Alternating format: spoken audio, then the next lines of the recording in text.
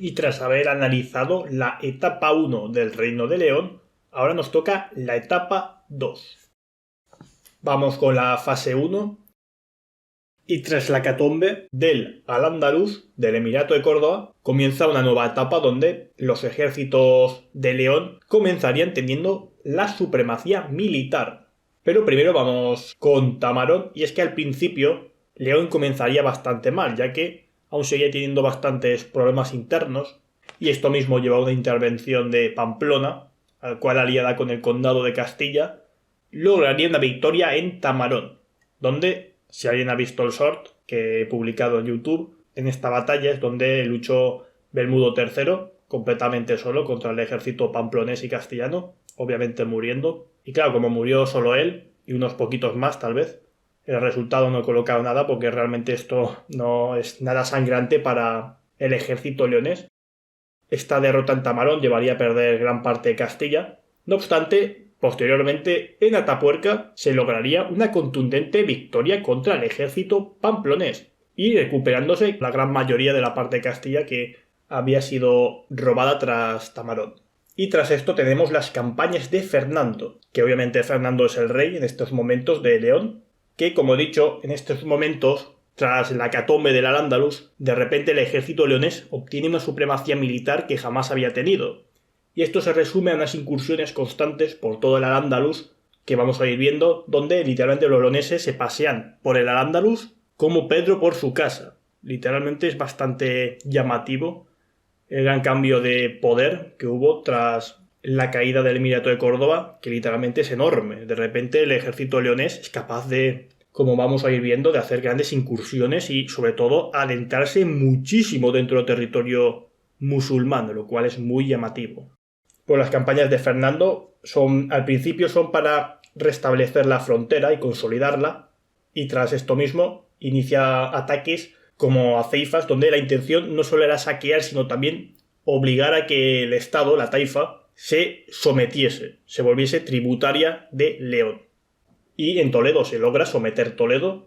¿Y qué pasa? Que Zaragoza también se había sometido y Zaragoza estaba siendo atacada por Aragón. Y obviamente esto va en contra de las políticas de los leoneses, que tenían una política contra los reinos cristianos de los Pirineos, porque obviamente la geoestrategia es la geoestrategia y obviamente los leoneses, el reino de León, quería toda la España mora, todos sus territorios, todos sus tributos para esta, ¿no? Por lo cual, ante la amenaza de un competidor, decide el ejército leonés hacer piña con los zaragozanos y en la batalla de Graus obtienen una gran victoria contra los aragoneses, que a pesar de esta derrota Aragón iría más. Tras la gran victoria en Graus, la siguiente incursión sería contra Sevilla, al cual esta misma se sometería de la misma forma que se había sometido Toledo, Zaragoza y otras taifas, se sometería ante el poder leonés. Como he dicho, Sevilla estaba muy, pero que muy lejos de la frontera leonesa. Sin embargo, el ejército leonés perfectamente podía llegar allí. Como he dicho, un ejemplo de la gran decadencia militar andalusí. Y tras esto, vamos con la fase 2. Último a recalcar de la fase 1 es que, como se puede ver, se comienza muy mal por parte de Pamplona, porque Pamplona estaba metiendo las narices, lo cual, el primer detalle tras la hecatombe andalusí es esto, es que los reinos cristianos empiezan a golpear y a enfrentarse entre estos mismos. Claro, ante la baja amenaza de los poderosos ejércitos andalusíes, nutridos de bereberes que hacían constantemente aceifas, ante la desaparición de esta misma amenaza, los reinos cristianos empiezan a mirarse entre ellos para darse de palos entre ellos. Por eso el primer detalle, de forma curiosa, es lo de Tamarón. Y en resumen, la fase 1 es bastante buena. Como he dicho, comienza bastante mal con Tamarón, pero se recupera en Atapuerca y literalmente lo que estamos viendo es lo que he dicho. La supremacía leonesa era total, es decir, es algo muy significativo. Es algo bastante llamativo, como de repente están que los musulmanes con Almanzor los están poniendo contra las cuerdas, literalmente contra las cuerdas, y de repente están atacando Sevilla y la logran someter. Es un cambio de paradigma muy pero que muy significativo. Sigamos con las batallas del Reino de León y ahora vamos, ahora sí, a la fase 2. Y como se puede ver, esta fase 2 se resumiría a una consolidación de las intenciones políticas de la fase 1. Esto es, obviamente, someter aún más a esas taifas andalusíes, someterlas aún más de lo que ya estaban, ¿no? Y, como es obvio, se recupera Coimbra, que había sido perdida en la etapa de Almanzor, una ceifa contra Zaragoza, contra Valencia, obviamente con intención de someterlas. Valencia se vuelve un poco revoltosa y no quiere rendirse así sin más y plantea librar batalla, lo cual es interesante porque, como hemos visto, Zaragoza no lo ha planteado, Sevilla no lo ha planteado, Toledo no lo ha planteado, sin embargo Valencia sí. Valencia se envalentona, cree que puede derrotar al ejército leonés y esto lleva a una derrota contundente en Paterna, que tengo que resaltar que Paterna se emplea el tornafulle, o sea, es algo que muchas veces me suelo olvidar mencionar, sin embargo es algo a resaltar. Y como he dicho, el resumen de la fase 2 es la consolidación de la frontera y de el sometimiento de casi todo el Al-Ándalus, que realmente tuvo que haber sido muy impactante esto en la época, porque es lo que he dicho. Hemos pasado de ver a los andalusíes, con ese grupo gran nutrido de bereberes, comandados por Almanzor, tomando Barcelona, saqueando constantemente Burgos, saqueando constantemente toda la frontera, incluso llegando a Santiago de Compostela, es decir, una supremacía muy grande y muy significativa de parte de los ejércitos musulmanes, y de repente, en muy poco tiempo, bueno, tampoco es tan poco tiempo, pero tras la hecatombe andalusí se resume a esto. Y tras la fase 2 vamos con la fase 3. Y aquí tenemos unas batallas contra Castilla. Claro, lo obvio es decir, si Castilla es parte de León, claro, es que Fernando I, que era rey de León, cuando murió, dividió el Estado. Una vez más, siguiendo las políticas de los hijos liantes, decide dividir el Estado y esto nos lleva a una sangría entre hermanos. Y aquí tenemos la batalla de Yatanda, al cual fue un combate principalmente, tiene más toque de justa, de torneo, que de batalla como tal, con un gran ejército, con mucha infantería, etc. Tiene más como un torneo, es una forma de explicarlo, no realmente es un torneo, una ordalía, pero se explica mejor de esa forma. La batalla como tal fue Golpejera, en el año 1072, donde fue una gran victoria del reino de Castilla. Esta guerra yo resalto que es una guerra civil, no es una guerra entre dos estados diferentes, sino que, como he dicho, se han dividido y de repente, tras la división, los hermanos no están conformes a la división y se empiezan a dar de palos entre ellos. Y tras Golpejera, el rey castellano, que era Sancho II, parecía ser el gran ganador del Juego de Tronos ibérico que se había iniciado. No obstante, en Zamora, en el asedio de Zamora, el rey Sancho II fallecería debido a un caballero llamado Bellido Dolfos, y esto llevó a Alfonso VI, que había sido derrotado en Golpejera, a ser el rey del Reino de León reunificado. Por lo cual toda esta etapa inicial es muy desastrosa porque es una guerra civil, sobre todo donde en Golpejera se pierden muchos soldados. Como digo, esta guerra es bastante absurda y, como digo, siguiendo las políticas de los hijos guiantes que no llevaron a nada. Tras la consolidación del Reino de León tras esta guerra civil, Alfonso iniciaría, como su padre, acifas contra territorio sarraceno, como vemos, Granada, lo cual es otra plaza que está bastante lejos de la frontera leonesa. Una vez más se ve que esta guerra civil no llega a afectar del todo al Reino de León y sigue manteniendo su gran prestigio militar, porque los andalusíes les tenían mucho miedo al ejército español, ¿no? Al ejército leonés. También logra conquistar Coria, una plaza bastante importante, como vemos está intentando consolidar y expandirse un poquito, poco a poco, por la frontera sarracena. Y también tenemos otra ceifa contra Sevilla. Y una vez más, Sevilla se vuelve a someter ante el Reino de León. Lo que vemos en la fase 3 es una consolidación tras una guerra civil. Por lo cual el Reino de León, a pesar de tener este pequeño percance, que las propias políticas leonesas se lo han buscado, se ha podido recuperar y vuelve a demostrar que es la que manda y la que corta el bacalao, como dice la frase. Indiscutiblemente es la superpotencia de todo el tablero peninsular. Y tras la fase 3 tenemos la fase 4. Aquí tenemos un pequeño problema en Rueda, donde hay una especie de traición con la plaza que supuestamente se iba a rendir y al final no se rindió, por lo cual lo apunto aquí, aunque realmente no se perdieron muchos soldados, pero igualmente lo resalto aquí. Rueda acaba en nada, por decir eso, nada. No obstante, tras este pequeño varapalo en rueda, se iniciaría una de las mayores acciones bélicas de toda la Reconquista, y es la conquista de Toledo, en el año 1085. No solo Toledo, sino toda la taifa de Toledo, casi toda la taifa de Toledo, salvo el sur, que realmente es muy difícil saber cuánto del sur era realmente parte controlado de León. Salvo el sur de la taifa de Toledo, casi toda la taifa de Toledo es conquistada por el ejército leonés. Lo cual esto mismo tiene dos detalles a resaltar. El primero sería que Toledo es la antigua capital de los godos, por lo cual obviamente las intenciones de Alfonso son bastante claras. Y también la segunda es que es una conquista de gran envergadura. Jamás habíamos visto al reino de Asturias, al reino de León, iniciar algo tan grande. Una conquista no solo de una ciudad grande, que era Toledo, sino de una extensión de territorio completamente gigante. Es una conquista de gran envergadura. Jamás habíamos visto esto mismo en toda la Reconquista, por lo cual realmente la toma de Toledo en el año 1085 es muy pero que muy significativa. Es un punto de antes y después, sin la menor duda, en todo el conflicto de la Reconquista. Es bastante a resaltar. Ante la contundente caída de Toledo, esto lleva un efecto de pánico en los andalusíes, y claro, los andalusíes, ¿quiénes eran los mejores soldados de sus ejércitos en la época de Almanzor y de ya el califato de Córdoba en general? Pues los bereberes. Entonces llamemos a los bereberes para que se encarguen de los leoneses y de su gran y enorme presión contra nuestros territorios.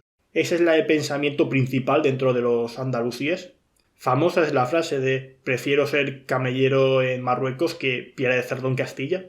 Una frase más o menos que quería dar a entender esto, ¿no? Que preferían la intervención de los bereberes, a pesar de que estos bereberes eran parte de un grupo fundamentalista conocido como los almorávides, gentes extremadamente poderosas y temibles. Sin la menor duda eran gentes perfectamente preparadas para el combate y para las conquistas. Gentes que su movimiento había nacido en las entrañas del Sáhara y se habían ido expandiendo por la zona que hoy en día es Marruecos. Y esta intervención lleva a que los almorávides mandan un ejército y este ejército se enfrentaría al ejército leonés en Sagrajas, al cual resultaría una gran y contundente derrota para las armas leonesas. No obstante, estos almorávides de momento simplemente estaban en el tablero peninsular con intenciones de apoyo. Hasta el momento solo buscan apoyar y una vez ganan Sagrajas se retiran. Y esto mismo permitió un poco la recuperación del ejército leonés, mientras un mercenadero castellano se apoderó de la plaza de Aledo, lo cual obviamente los andalusíes y los almorávides, bien enojados, quisieron intentar recuperarlo. Esta plaza que está en Murcia, realmente una vez más vemos que la capacidad operativa de los ejércitos leoneses es bastante compleja, literalmente pueden hacer conquistas a un territorio bastante alejado de su frontera, lo cual una vez más resalta la gran debilidad de Andalusí. Sin embargo, esto acaba siendo una gran victoria de parte del ejército leonés, a pesar que al final evacuan la plaza. Yo creo que fue una gran victoria porque logró un impulso moral y sobre todo desangrar un poco a los almorávides, ya que en este asedio hubo asaltos, lo cual llevó a muchas bajas de parte de los almorávides. Lo cual realmente Aledo es bastante importante por el tema principalmente moral. Ante esto se obtiene una pequeña supremacía militar de parte de León que se resume a una aceifa contra Sevilla, con intenciones una vez más de someterla y de regresar al estado anterior de taifas sometidas, pagando tributo a León. No obstante, los almorávides empiezan a ser mucho más agresivos y inician la aceifa contra Toledo. Es verdad que la ciudad resiste, pero al fin y al cabo la intención almorávide es saquear, por lo cual yo creo que han logrado muy poco daño realmente, pero al menos es una ceifa, por lo cual realmente obviamente va a hacer su daño, aunque digo que es muy poco porque no había mucho, aún no se había repoblado muy eficazmente todos los territorios de la taifa Toledo, por lo cual no hicieron mucho daño, pero sí un poquito, por lo cual lo resalto. ¿Qué pasa? Que los almorávides se dan cuenta de lo obvio. Las taifas andalusíes son total y absolutamente débiles y pusilánimes contra los poderosos ejércitos cristianos. ¿Y esto qué lleva a pensar a los almorávides? Muy simple. ¿Por qué nosotros, que somos al fin y al cabo un grupo fundamentalista, no nos apoderamos de todo el Al-Ándalus? Y así literalmente tenemos la propaganda de la guerra contra el infiel, ¿no? Esta es la idea principal almorávide y esto lleva a los almorávides a pasar de ser los grandes salvadores de las taifas andalusíes, a ser los conquistadores de las taifas andalusíes y a iniciar un proceso de conquista bastante rápido, principalmente porque la gran parte de la sociedad andalusí estaba a favor del almorávide, porque obviamente las taifas, como hemos visto, eran un desastre, militarmente hablando, eran un auténtico desastre. Lo de que un ejército como el leonés llegase hasta Sevilla o Granada con la facilidad que hemos visto realmente demuestra que las taifas eran muy pero que muy débiles y al fin y al cabo tampoco es que eran muy incapaces de evitar eso porque al fin y al cabo toda la taifa de Toledo tiene que tener una población muy semejante a todo el reino de León o toda la taifa de Sevilla, por lo cual realmente tampoco es que tengan la excusa de no, es que no podemos hacer nada, es que realmente son ejércitos, como he dicho. Los ejércitos andalusíes eran bastante incompetentes, ni de broma eran capaces de competir con los cristianos o con los bereberes. Que al fin y al cabo la reconquista hasta el momento, para mí, según lo que estoy viendo, es un enfrentamiento entre bereberes, la zona de Marruecos, y españoles. Pero los andalusíes como fuerza militar realmente dejan mucho que desear. Estas ideas expansionistas almorávides llevan a intentar conquistar todo el Al-Ándalus, como he dicho, lo hacen las taifas andalusíes caen ante los almorávides como un azucarillo en una taza de café a una gran velocidad. No obstante, se intenta evitar esta expansión y el Reino de León apoya a la taifa de Sevilla y esto se resume a la batalla de Almodóvar del Río en el año 1091, cual es una gran victoria almorávide y una gran derrota para el ejército leonés, que tras esto los almorávides se apoderarían de la gran mayoría, no del todo, sobre todo en el tema levantino. Les costaría bastante más expandirse, pero casi todos los territorios, salvo como he dicho el Levante, caerían rápidamente tras esta batalla. Y aquí tengo que resaltar una cosa en Almodóvar del Río. Es una de las batallas más utópicas de la historia, porque Sagrajas, en libros, en Wikipedia y todo esto, se mencionan muchísimos Sagrajas. Y Sagrajas realmente militarmente no llevó a mucho. Como podemos ver, no cambió mucho. No obstante, Almodóvar del Río es posiblemente una de las batallas más importantes de toda la Reconquista, sin embargo es totalmente ignorada. De hecho, ni siquiera tiene entrada en Wikipedia. Esto es interesante, ¿no? Hay que decir que investigando todo esto descubres este tipo de cosas, que son bastante graciosas. Como he dicho, la batalla de Almodóvar del Río es una batalla decisiva, no, lo siguiente, porque pensemos que este resultado es contradictorio. Es a favor del ejército leonés. Se podía haber evitado la expansión almorávide por todo el Al-Ándalus, por lo cual muchas cosas hubieran cambiado. Aunque como he dicho, nunca se sabe qué puede pasar en las batallas y la historia, ¿no? Pero igualmente lo recalco, porque claro, hay muchas batallas que son muy mencionadas, muy habladas, como he dicho, Sagrajas. No obstante, Almodóvar del Río, que es mucho más importante y mucho más decisiva porque llevó a la expansión de los almorávides por todo el Al-Ándalus, son totalmente obviadas e ignoradas. Sin la menor duda, es bastante interesante todo este tema. Sinceramente, creo que es la batalla más ignorada de toda la Reconquista, teniendo en cuenta que merece ser muy resaltada, porque realmente es una batalla muy pero que muy importante. Muy pero que muy importante. Bueno, resumen de la fase 4, se comienza muy bien apodándose Toledo, y es un gran golpe a la mesa en el tablero peninsular. No obstante, la irrupción de los almorávides y sus victorias en Sagrajas y Almodóvar del Río realmente están haciendo mucho daño a León y van a ser un enemigo muy pero que muy difícil, como vamos a ir viendo. Pasamos de la fase 4 a la fase 5 y, como he dicho, los revoltosos aragoneses, esa pequeña sierrecita pequeñita que está ahí en los Pirineos, esa pequeña montañita que se llama Aragón, de repente ha estado haciendo los deberes, ha estado mejorando su ejército, ha estado haciendo buenas políticas, como he dicho, la política de repoblamiento o de efecto llamada para los inmigrantes de la zona del sur de Francia, por lo cual han aumentado mucho su población, han mejorado muchísimo su ejército y en la batalla de Alcoraz, el ejército aragonés derrota a un ejército combinado de leoneses y zaragozanos, por lo cual de repente tenemos otra potencia cristiana en el tablero peninsular que va a ser Aragón. Esta derrota en Alcaraz va a seguir muchas más derrotas y es que en Cuenca, en una escaramuza, habría otra derrota y en la batalla de Consuegra, una vez más, otra gran derrota militarmente. Hasta el momento vemos constantes derrotas militarmente en campo abierto contra los almorávides. En la batalla de Consuegra tengo que resaltar que en esa batalla estaba el mismísimo rey y tras la derrota en Consuegra se refugian en el castillo de ese mismo sitio, el castillo de Consuegra. Y los almorávides, como es obvio, no van a dejar escapar esa oportunidad de apoderarse del mismísimo rey de León, por lo cual iniciarían constantemente asaltos. Y, como se puede ver en el color, los leoneses saldrían victoriosos de esta situación, quedando tanto la batalla de Consuegra como el posteriormente asedio de Consuegra en una especie de empate técnico. ¿Por qué considero que los almorávides, como se puede ver en los resultados, tuvieron bastantes bajas para calificarlo de esta forma? Por motivos obvios.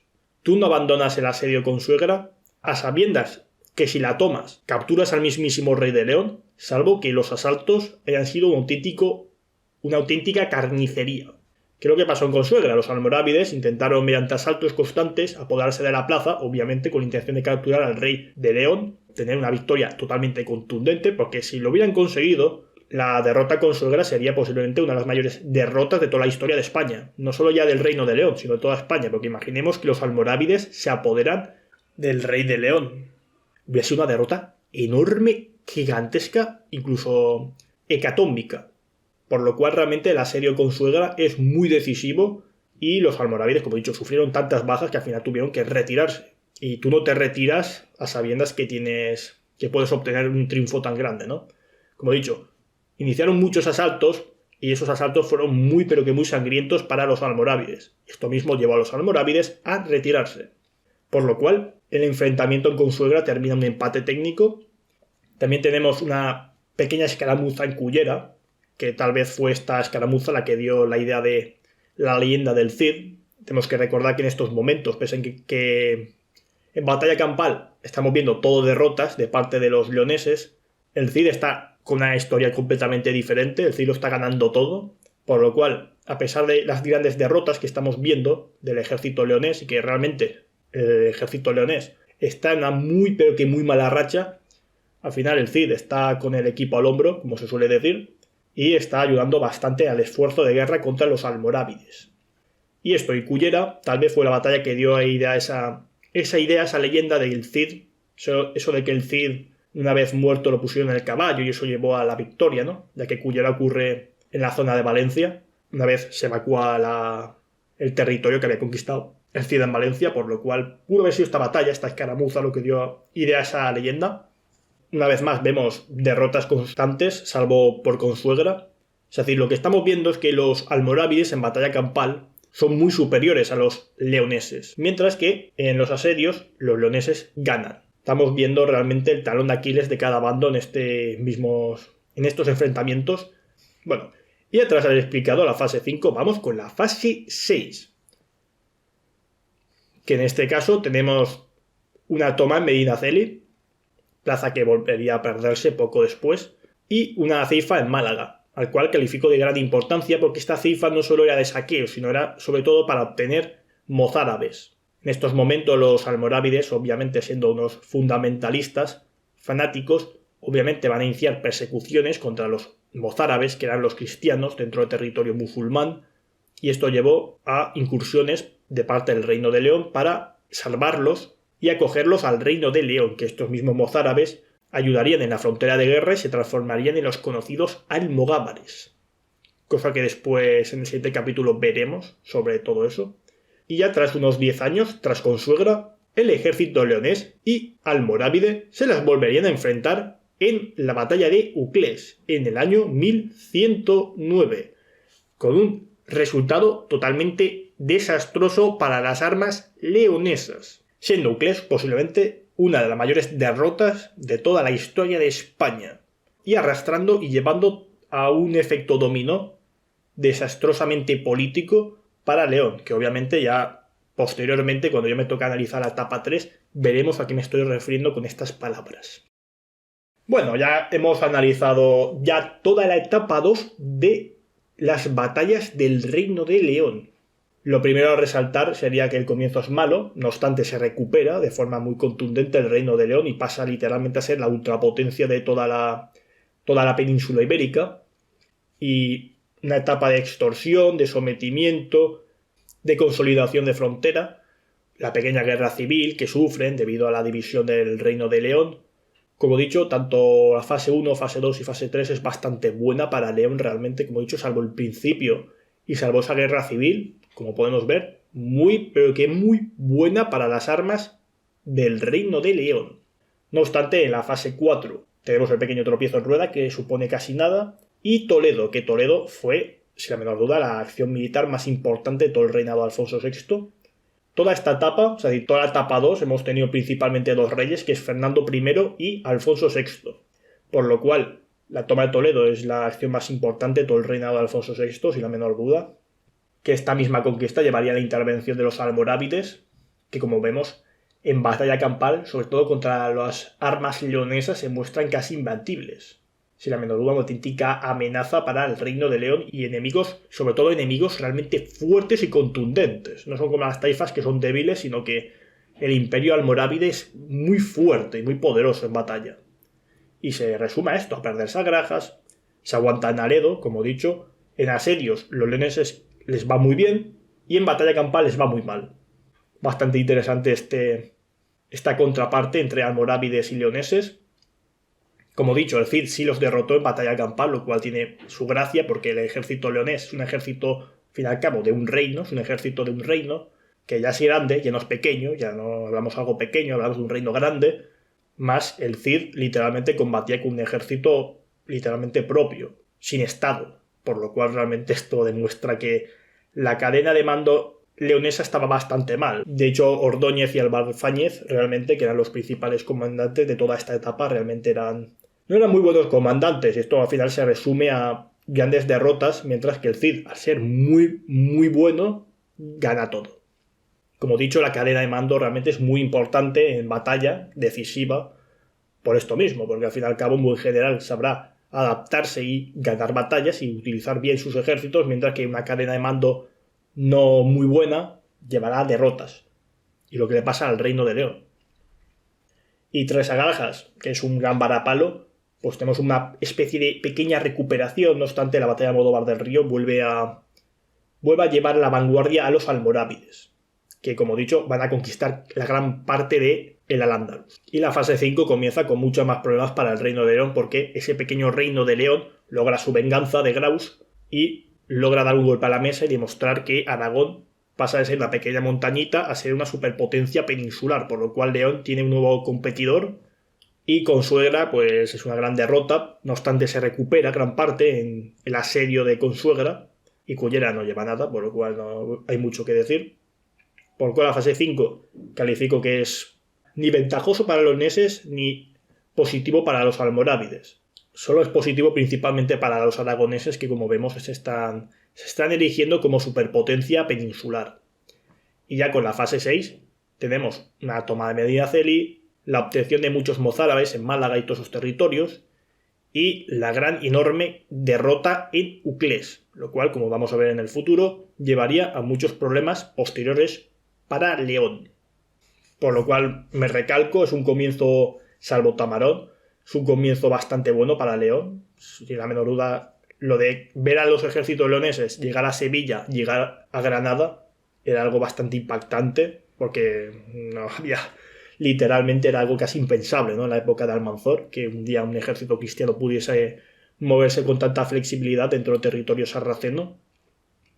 La fase 4 ya es un intervalo entre almorávides, leoneses, la fase 5 también, y la fase 6 ya es una gran derrota en Uclés que, como vamos a ver, va a arrastrar mucho a León.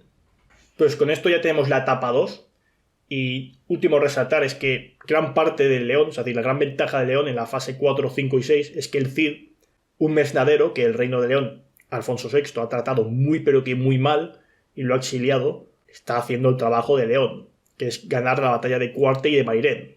Por lo cual realmente el Cid literalmente está, como he dicho antes, llevando el equipo al hombro, llevando al Reino de León al hombro, y a pesar de que es un mercenadero y que no tiene el apoyo del reino, de ningún estado, salvo del mismo, logra grandes victorias contra los almorávides y hacer que la expansión y la contundencia almorávide sea no tan contundente como podría haber sido si no hubiera hecho nada. Por lo cual debo resaltar la gran importancia del Cid en el Reino de León, como realmente sus acciones bélicas llevaron a dar esa gran presión que podía haber habido, que es verdad que ha habido núcleos, pero podría haber sido mucho peor, muchísimo peor. Sin la menor duda, el Cid logró debilitar a un imperio almorávide que es verdad que ahora mismo no está en una etapa de atraso. Es verdad que tras el Cid el imperio almorávide sigue expandiéndose, pero hay que tener en cuenta que podría haber sido mucho más fuerte y brutal de lo que estamos viendo. Por lo cual realmente la figura del Cid es muy importante y es entendible que se volviese en el gran héroe español de la época, sin la menor duda. De acuerdo, como es bastante obvio, no voy a esta vez a analizar ni las tácticas ni la ordenanza, porque estamos en la ordenanza es la misma y las tácticas son las mismas. Como he dicho, las tácticas que he mencionado van a seguir implementándose, por lo cual, como he dicho, en batalla campal, ¿por qué pierde León sus batallas campales? Porque al ponerle tanta importancia al centro, expone los flancos y al final, claro, te hacen los sarracenos, los almorávides, te hacen la media luna y te ganan las batallas. Así simple. Bastante simple, ¿no? Es decir, tengo que decir que en el tema táctico, las batallas que estoy viendo en toda la Reconquista son bastante simples. Sería más correcto decir conservadoras. Es lo que yo he visto. Es bastante conservador todo el planteamiento táctico, salvo el Cid, que como no tenía una capacidad, como era muy inferior numéricamente al enemigo almorávide, era 5 veces inferior, lo cual es una salvajada. Obviamente el Cid tenía que hacer tácticas en último momento muy brillantes, la verdad. Pero ya he dicho, salvo las tácticas del Cid, en general, tanto el planteamiento sarraceno como el planteamiento cristiano es muy, pero que muy conservador. Ya cuando empieza a evolucionar ya lo iré mencionando, pero de momento es muy conservador tácticamente los ejércitos. Recalco una vez más esto mismo. Y ahora vamos con la estrategia. Como he dicho, la ordenanza y las tácticas son las mismas que ya he mencionado, por lo cual ahora vamos con la estrategia. Esta vez sí, al Estado ser, como decirlo, ser más flexible debido a la caída de la presión almorávide, puede plantear estrategias mucho más diferenciadas, sobre todo entre reyes, por lo cual lo vamos a partir de aquí lo vamos a dividir entre reyes y comenzamos con el reinado de Fernando I, un rey muy importante que su gran y primera política es la centralización del Reino de León. Logró consolidar un Reino de León que realmente estaba teniendo muchos problemas internos, por lo cual muy positivo ese punto. También poder recuperar Castilla fue algo muy contundente porque hay que entender que Fernando llegó al poder al Reino de León tras Tamarón, teniendo en cuenta que él había apoyado a los pamploneses, por lo cual dentro del teatro político, social, mucha gente veía a Fernando como un mero títere de Pamplona. Sin embargo, tras esa acción, tras la batalla de Atapuerca, pues la gente ya no lo veía como un mero títere, sino como un auténtico rey de León. Y aquí tengo en 4 positivos, obviamente creo que lo merece, el divide et impera. Vale, como es obvio, significa divide y vencerás, y obviamente Fernando inició un proceso de sometimiento de las taifas que, como he dicho, lo recalco, sé que me repito mucho, pero es que es algo muy impactante porque es algo casi impensable. En la época de Almanzora impensable que un día esto pudiese pasar. Que literalmente un ejército leonés pudiese pasearse como Pedro por su casa por todo el Al-Ándalus. Era casi impensable. Así de simple. Sin embargo, no es que lo haga, sino que literalmente somete y obliga a las taifas a pagar tributos, cosa que llena a León de mucho dinero y permite mejorarlo todo, tanto tema de construcción, social, político, militar. Realmente esto lleva a un proceso muy positivo militarmente para León. También otro detalle a resaltar es la consolidación de la frontera, una vez más bastante positivo. No obstante, no todo iban a ser rosas, ¿no? No iba a ser todo color de rosas en la carrera política de Fernando I, ya que este mismo cometió un gran error que otros reyes continuarían, y es que tras su muerte decidió repartir el reino, lo cual, una vez más, hemos estado viendo en toda la serie, que es una auténtica picia, que esto llevaría a la guerra civil que hemos visto de Yatanda y Golpejera, por lo cual todo esto fue una auténtica picia, un auténtico error de parte del reinado de Fernando I, y que, como desgraciadamente he dicho, se irá repitiendo en los Reyes de León. Y tras esto, tras haber terminado con el reinado de Fernando I, vamos con Alfonso VI, al cual seguirán las políticas de su padre, de divide et impera, también el apoderamiento de Toledo. Hay que resaltar que el rey Alfonso VI era un rey muy propagandístico y obviamente la idea de que está recuperando el reino de España de los godos obviamente es algo que él potenció mucho a nivel de propaganda realmente, lo cual es obvio, ¿no? O sea, realmente el apoderamiento de Toledo, siendo la capital antigua de los reyes de España, los godos, obviamente era algo que llevó a venirse muy arriba a Alfonso VI y a todo el reino de León. Realmente tuvo que haber sido algo muy impactante en la época, porque lo he dicho, es la antigua capital de los godos. Realmente es algo que a muchos les tuvo que haber sido bastante significativo. Que después de tantos años y años habían logrado recuperar la antigua capital de los reyes de España. Y aquí tenemos un error suyo, que es morir sin heredero, que conste que tenía un heredero, pero murió Nuclés, por lo cual realmente fue una gran pifia, que ya después veremos el gran problema que llevaría a León, un problema interno leonés bastante grande.